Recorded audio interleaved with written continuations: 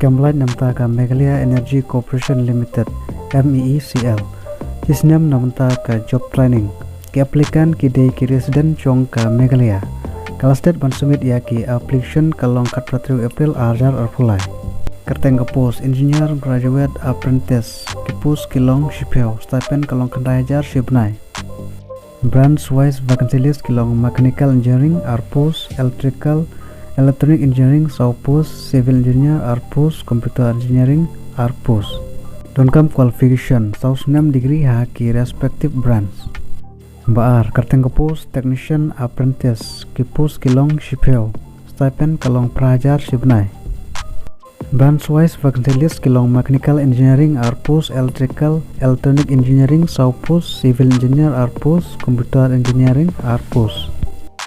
Donkam qualification license ka diploma ha ki respective brand ki age limit kalong khatra hado ar sosnem karta.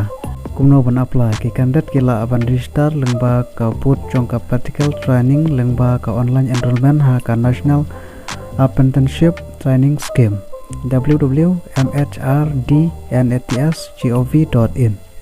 Ki candidate ki udon kemon berkan pule kila aban submit ya ki application ha ka prescribed format. Syaka office jong director Human Resource Development Center Meghalaya Energy Corporation Limited Umriam Nyau Khandai Lai Iwe Not Lai Riboy District Meghalaya. Kumjuro namta ka SSA is Jaiñtia recommend adar apply. Office jong ka district mission coordination sarva seksha abhiyan is Jaiñtia district cleariat ka court application namta ka post jong ka data entry operator hak office jong ka block resources center Shangpung block is Jaiñtia ha ka contract basis. Kalastat ban submit ya ki application kalong 10 April arjar arpulai. Kerteng ke post data entry operator ki post kilong tangkawe. Age limit kalong katkum ka government of Meghalaya nom. Kajinyo kalong prajar shibnai. Donkam qualification graduate jong ka bachelor dan diploma ha ka computer application.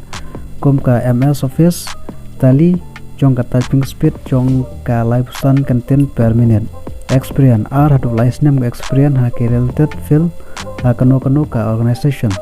Kumno ban apply ki candidate kita ban apply ha ka standard form jong ka application kumju bat ki atas copy jong ki SC ST certificate marksheet birth certificate experience certificate berartali kadur passport size contact number bat email.